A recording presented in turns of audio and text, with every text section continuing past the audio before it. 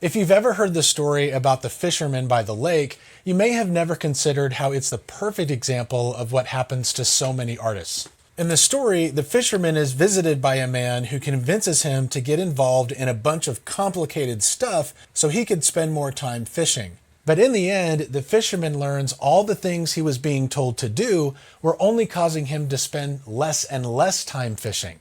The lesson in the story was to make sure you don't get so distracted chasing shiny objects that in the end you look back and realize you missed out on getting to pursue what you really wanted. As an artist, that's exactly what happened to me as well. I began chasing after all the answers people were shouting about that in the end not only put me in environments that made me feel completely out of place, but kept me away from the one thing I was really after, which was to simply have time to pursue and work on my art.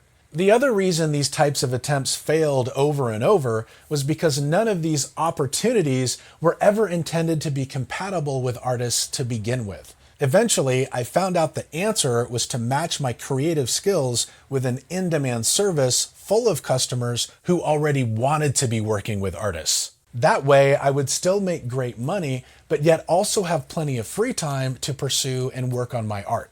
I also learned there are actually tons of different genres and services where this can be applied. This was ultimately how I ended up figuring out the artist version of achieving success, just like the fisherman did by the end of the story. To find out how you can do the exact same thing with the creative and artistic skills you already have, just click the link in the profile page.